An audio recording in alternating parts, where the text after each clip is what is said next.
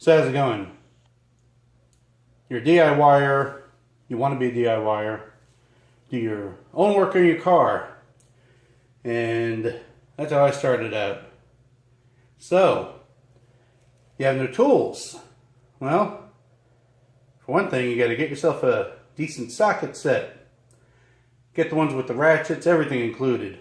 Like, not this one specifically, but something like it. You want something with the 3 main ratchets, 1/4, 3/8, 1/2 inch. 1/4 usually you're going to use for body work, interior work, where you don't need to put a lot of torque on. 3/8 is your main ratchet, your go-to for most of the work you're going to do, especially in the engine bay. 1/2, that's for the larger, much larger bolts in the engine bay if you have them.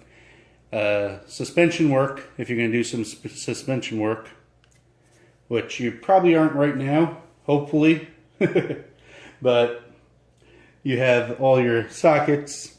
Now, modern cars, if you have a car like 1990 and later, I think, all cars are metric. This side's all metric. Tool companies still include standard because we can't get away from that. We refuse to get away from it. Not that we can't, we just refuse. But with standard, let me see. Where are you? Where are you? Here. The 5/8 are the same thing as the 16. Oh, there we go. So, usually when you get most modern wrench sets, they're going to skip the 16. Try not to get that. Get the one that includes a 16. 5/8 is close enough. But with your socket set, get something that includes some wrenches. Deep wells, you definitely need deep wells. Shallows. Spark plug sockets. And make sure they're for your specific car. If you need a specialty one, get the specialty one.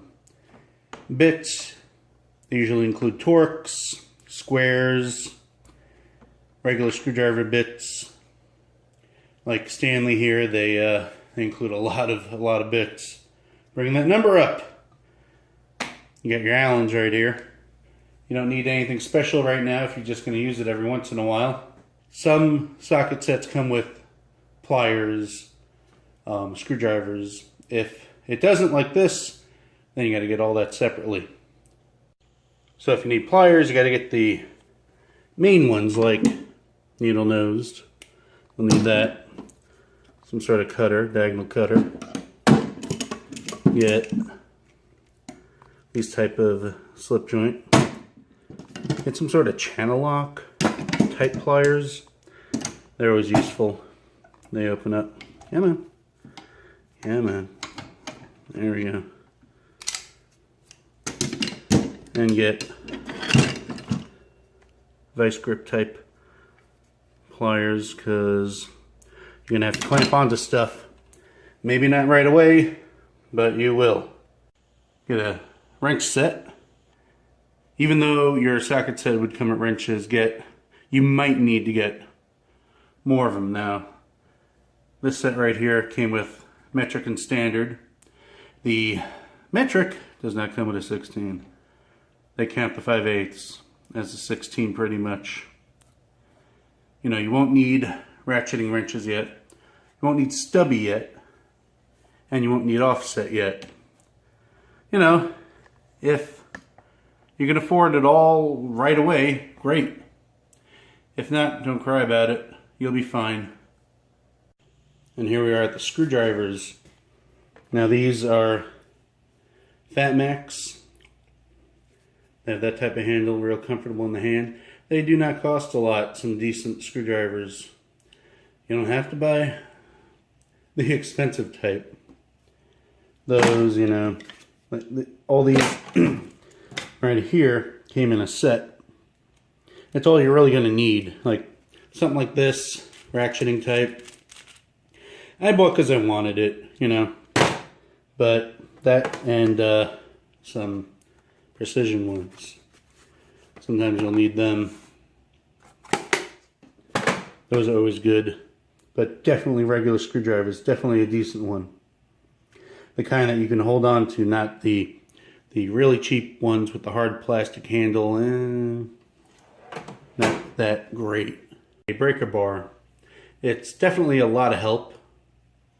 Especially when you got something stuck. Provides enough leverage. So, yeah, that's like one thing when I started doing my own work on my cars.